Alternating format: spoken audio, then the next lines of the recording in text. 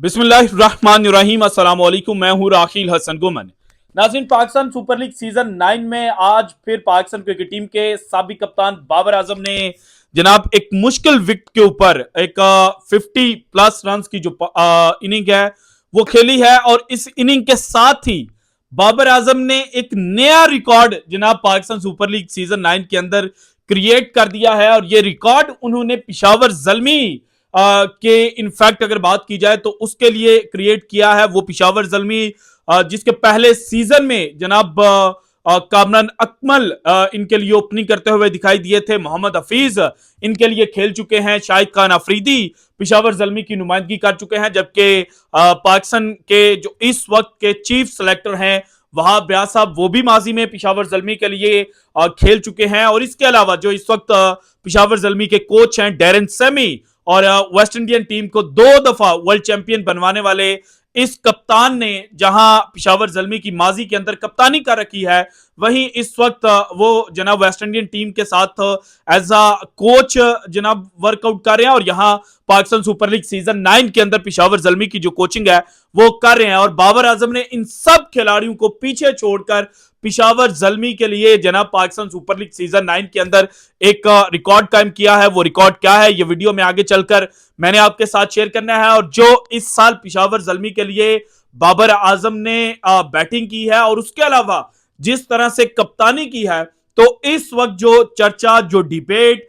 Pakistan cricket के circles के अंदर हो रही है वो ये है कि जनाब क्या बाबर आजम को दोबारा से पाकिस्तान क्रिकेट टीम की कप्तानी जो है वो सौंप दी जाए और ये फैसला T20 वर्ल्ड कप से पहले किया जाए, या फिर जो पाकिस्तान ने अप्रैल के अंदर सीरीज खेलनी है न्यूजीलैंड के साथ, उसी सीरीज के अंदर बाबर आजम को एज अ कैप्टन जनाब पाकिस्तान टीम के अंदर खिलाया जाए। सो इसके बारे में भी जो डिटेल्स है वो आज की वीडियो में मैंने आपके साथ शेयर करनी है। इसके अलावा जो जनाब 25 खिलाड़ियों का कैंप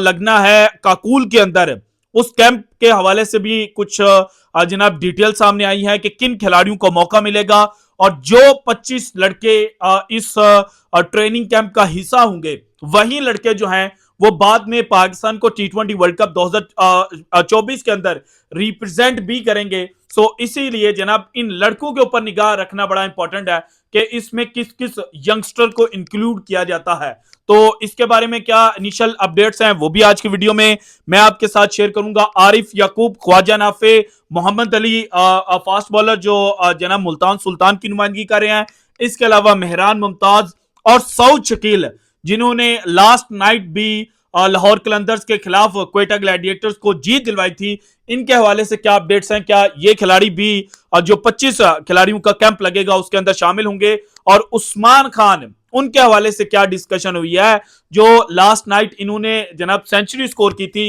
मुल्तान सुल्तान के लिए और सिर्फ 4 मैचेस खेलकर 180 से जायद के स्ट्राइक रेट के साथ इस वक्त ये रन टेबल के ऊपर तीसरे नंबर के ऊपर मौजूद हैं। तो जनाब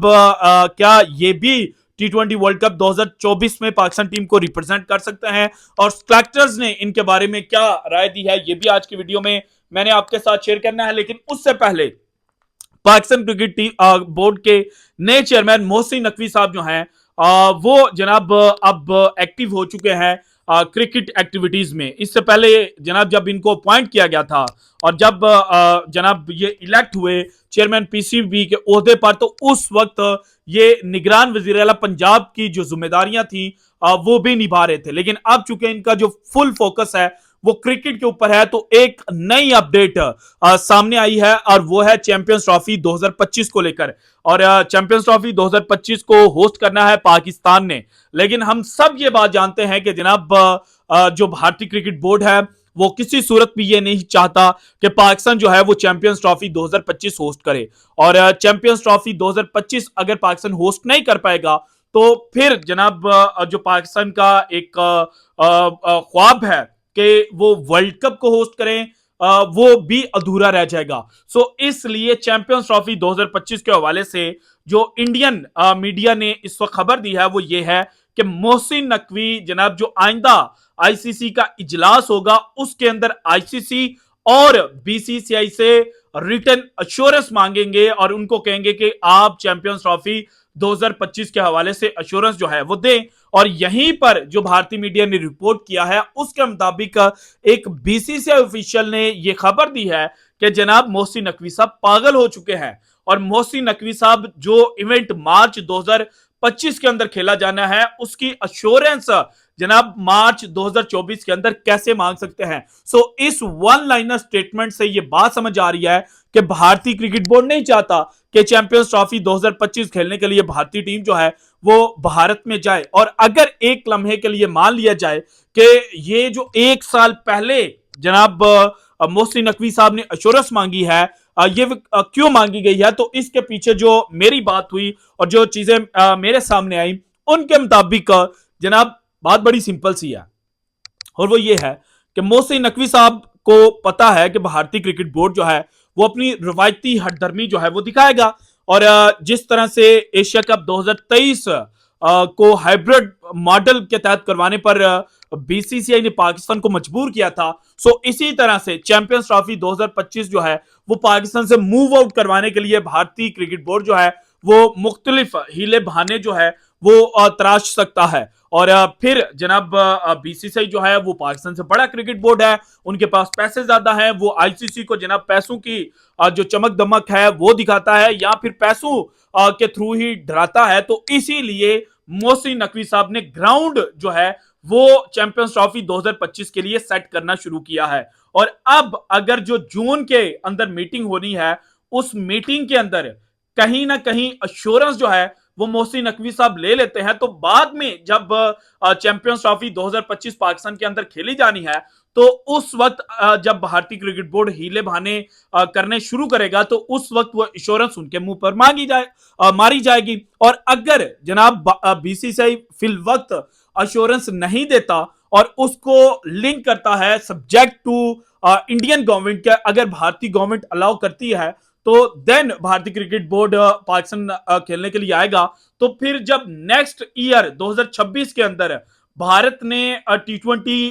वर्ल्ड कप होस्ट करना है श्रीलंका के साथ मिलकर, तो उस वक्त पाकिस्तान भारत का यही पैंतरा जो चैंपियंस ट्रॉफी 2025 पर भारत खेलेगा भारत के मुंह पर मारा जाएगा। और उस वक्त जनाब जो आईसीसी है वो पाकिस्तान की बात मानने पर मजबूर होगा। इसीलिए जो मोहसिन नकवी साहब है उन्होंने एक साल पहले ही जो भारतीय क्रिकेट बोर्ड और आईसीसी है उसकी तवज्जो चैंपियंस ट्रॉफी 2025 के ऊपर करवाना शुरू कर दी है। और इसके अलावा अगर आज भारत से अश्योरेंस मांगी गई है और भारत ये कहता है कि जनाब वो आएगा, तो फिर जनाब जो चैंपियंस ट्रॉफी 2025 के राइट्स के साथ साथ जो टिकटिंग का प्रोसेस है, इसके अलावा जनाब जो स्पॉन्सरशिप आएगी, तो चूंकि भारत एक लंबे अरसे के बाद पाकिस्तान में इवेंट खेलने के लिए आएगा तो स्पॉन्सरशिप जो है वो आसमान को उसकी कीमत जो है वो छूना शुरू कर देगी। इसीलिए पाकिस्तान इस चैंपियंस ट्रॉफी 2025 को कैश करवाना चाहता है और कैश पाकिस्तान दो तरह से करवा सकता है। एक तो जनाब भारतीय टीम के पाकिस्तान आने से जो स्पॉन्सरशिप का रेट है वो आसमान तक चला जाएगा और पाकिस्तान को वहां से बहुत ज्यादा फायदा होगा। दूसरा जनाब पाकिस्तान आइंदा जब भी जनाब 2031 तक, तो अभी शेड्यूल सामने आए हैं कि फलाना मुल्क जो है वो T20 वर्ल्ड कप होस्ट करेगा, फलाना मुल्क जनाब ओडीआई वर्ल्ड कप होस्ट करेगा, तो पाकिस्तान बाद में 2031 के बाद जो इवेंट्स होने हैं उनके लिए बिडिंग कर सकता है और ये दुनिया क्रिकेट को बता सकता है कि पाकिस्तान अब क्रिकेट की जो एक्टिविटीज है उनके लिए पुरअमन मुल्क है और पाकिस्तान 2025 की चैंपियंस ट्रॉफी जो है वो अच्छी तरह से होस्ट कर चुका है। इसलिए जो मोहसिन नकवी साहब हैं उन्होंने एक साल पहले ही भारतीय क्रिकेट बोर्ड और आईसीसी को ये कहना शुरू कर दिया और ये एक तरह से थप्पड़ जनाब जो मोहसिन नकवी साहब हैं उन्होंने बीसीसीआई और आईसीसी को मारा है। वो आईसीसी जिसने पाकिस्तान से जनाब जब एग्रीमेंट साइन करवाना था तो उन्होंने पाकिस्तान की जनाब जो रिक्वेस्ट थी या पाकिस्तान की जो डिमांड्स थी उनको मीट किया था और वहां पर यह बात डिसाइड हुई थी कि अगर कोई मुल्क पाकिस्तान में सिक्योरिटी कंसर्न्स की वजह से खेलने से इनकार करेगा तो फिर एक न्यूट्रल सिक्योरिटी एजेंसी जो है वो सिक्योरिटी की सूरत-ए-हाल को जांचेगी और उसके रिपोर्ट के बाद जनाब जो डिसीजन है वो लिया जाएगा। ऑल इन ऑल मैं ये समझता हूं कि मोहसिन नकवी साहब ने एक अच्छा स्टेप उठाया है और उन्होंने जो भारतीय क्रिकेट बोर्ड इस वक्त बेलगाम हो चुका था उसको जो लगाम डालने की कोशिश की है, ये एक बेहतरीन जनाब उनका फैसला है। और इसके साथ ही जो बात इन्होंने मेक श्योर किया है कि जनाब एशिया कप 2023 जो हाइब्रिड मॉडल के तहत खेला गया था उसकी तर्ज पर चैंपियंस ट्रॉफी 2025 नहीं खेली जाएगी। अगर चैंपियंस ट्रॉफी 2025 में भारत पाकिस्तान में खेलने से इनकार करता है तो फिर हम जनाब चैंपियंस ट्रॉफी मुकम्मल पाकिस्तान से आउट कर देंगे और फिर जनाब जो आइंदा इवेंट्स 2026 का T20 वर्ल्ड कप हो जाए या फिर 2030 का जनाब 2029 की चैंपियंस ट्रॉफी हो जाए या फिर 2031 का ओडीआई वर्ल्ड कप हो जाए, तो इन सारे इवेंट्स के बारे में पाकिस्तान अभी से आईसीसी को कहेगा कि जनाब हम भी सिक्योरिटी कंसर्न्स और गवर्नमेंट की जो जनाब मशरूत इजाजत है उसके साथ सारी चीजें जो है उनको मशरूत कर देंगे। सो जनाब अगेन मैं ये कहूंगा कि मोहसिन नकवी साहब ने एक टाइमली पंच जो है वो भारतीय क्रिकेट बोर्ड को दे मारा है। अब आते हैं जनाब जो बाबर आजम ने आज एक तबाहकुन इनिंग खेली है, तबाहकुन इन टर्म्स ऑफ रन्स है, क्योंकि आज जो कराची के अंदर मैच खेला गया इसमें जो बॉल टर्न हो रही थी वो मोर देन 4 डिग्री की थी और इसीलिए इरफात मिन्हास ने बड़ी बेहतरीन बॉलिंग की, शुएब मलिक से जनाब ओवर जो है वो फिंकवाए गए, इसके अलावा जाहिद महमूद ने बड़ी बेहतरीन बॉलिंग की। लेकिन जो आज 51 रन जनाब बाबर आजम ने स्कोर किए तो इन 51 रन को एडअप किया जाए तो बाबर आजम ने सिर्फ और सिर्फ जनाब 20 इनिंग्स के अंदर पिशावर जल्मी के लिए 1000 रन जो हैं वो स्कोर कर दिए हैं। इस सीजन में इन्होंने जनाब जो 9 इनिंग्स खेली हैं इसमें सॉरी हाँ 9 इनिंग्स आज इस सीजन में इन्होंने बैटिंग की है, क्योंकि एक मैच इनका बारिश के नजर हुआ था, तो 9 इनिंग्स के अंदर 498 रन इन्होंने स्कोर किए। जबकि लास्ट सीजन की बात की जाए तो 11 इनिंग्स के अंदर इन्होंने 522 रन स्कोर किए थे। यूं जनाब मोर देन 1000 T20 रन जो है वो सिर्फ 20 इनिंग्स के अंदर 51 के एवरेज के साथ बाबर आजम ने स्कोर कर दिया। और एग्जैक्टली अगर बात की जाए तो 1020 रन जो है वो बाबर आजम ने 2 सीजन के अंदर पिशावर जल्मी के लिए स्कोर किए हैं। और इसके अलावा जनाब बाबर आजम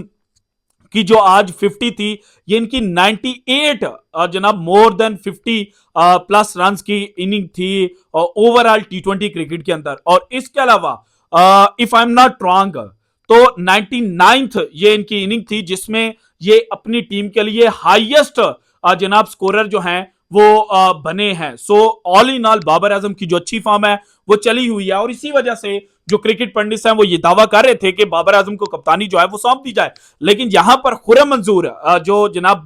क्रिकेट पाकिस्तान के ऊपर शो कर रहे हैं उनकी एक स्टेटमेंट मुझे बड़ी अच्छी लगी। उन्होंने कहा कि जनाब इट इज टू अर्ली और एक सीरीज के बिना पर हम शाहीन शाह अफरीदी को कप्तानी से नहीं हटा सकते और ना हमें हटाना चाहिए। और अगर पीएसएल की वजह से बाबर आजम को कप्तानी दी जाती है या शाहीन शाह अफरीदी को कप्तानी से हटाया जाता है तो फिर इस सीजन को छोड़कर जो पिछले 3 सीजन में शाहीन शाह अफरीदी ने कप्तानी की थी तो उनको भी देखना चाहिए कि आप 4 सीजन में से 3 दफा अपनी फ्रेंचाइज टीम जो है उसको फाइनल के अंदर लेकर जा रहे हैं, जो कि एक बहुत अच्छा साइन है और एक कप्तान के क्रेडिट के अंदर ये चीज बहुत हाई रेट की जाती है। सो इसीलिए उन्होंने कहा कि जनाब अभी शाहीन शाह अफरीदी को टाइम देने की जरूरत है। और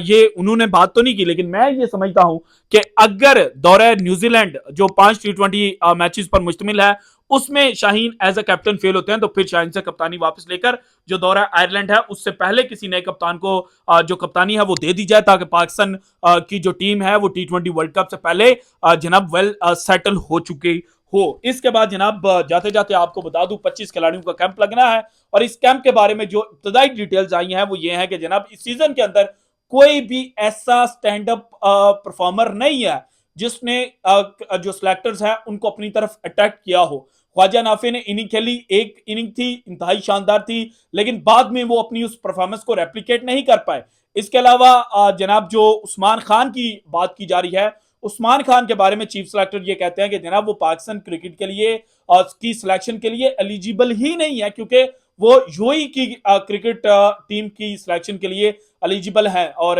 एक जगह और मैं रीड आउट कर रहा था वहां पर यह कहा जा रहा था कि उस्मान खान को अगर कोई कहे क्या पाकिस्तान के लिए आकर खेलें तो उस्मान खान को डायरेक्टली ना कर देनी चाहिए क्योंकि जिन सर्कमस्टेंसेस जिन हालात में उस्मान खान पाकिस्तान से बाहर निकलने पर मजबूर हुए थे और जो उनको स्टेटमेंट्स दी गई थी जो उनके कोचेज ने उनके बारे में कहा था कि जनाब तुम्हारी तो शक्ल ही क्रिकेट खेलने वाली नहीं है, तुम तो क्रिकेटर बन ही नहीं सकते, तो आप उसी स्टेटमेंट को माइंड में रखें क्योंकि यहां पर पाकिस्तान में अगर आप जनाब एक सीरीज में परफॉर्म नहीं करते या 1-2 मैचेस के अंदर आपकी परफॉर्मेंस उतनी हाई नहीं होती तो फिर वो लोग जो आपको आसमान के ऊपर बिठाते हैं वो आपको जमीन पर भी दे मारते हैं। सो इसी वजह से जो जनाब उस्मान खान है इनको टीम के अंदर इंक्लूड नहीं करना चाहिए और उनको भी पाकिस्तान टीम के लिए जो यूएई की नेशनलिटी है वो नहीं छोड़नी चाहिए। इसके बाद सऊद शकील के बारे में यह कहा जा रहा है कि जनाब इनको जो 25 मेंबर्स का पूल बनेगा उसके अंदर जगह मिल सकती है। देन हसन अली की दोबारा से शमूलियत हो सकती है। मेहरान मुमताज और आरिफ यकूब जनाब इनको भी जगह मिल सकती है। जबकि फास्ट बॉलर मोहम्मद अली जिन्होंने मुल्तान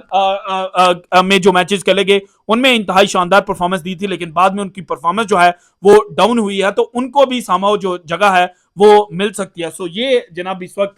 की इतलात हैं। So this is it from today's episode. अगर आपको वीडियो पसंद है तो लाइक कीजिएगा, ज्यादा से ज्यादा शेयर कीजिएगा, अपनी कीमती राय का इजहार लाजमी कीजिएगा और अगर आपने अब तक चैनल को सब्सक्राइब नहीं किया तो कर दें। शुक्रिया, अल्लाह हाफिज।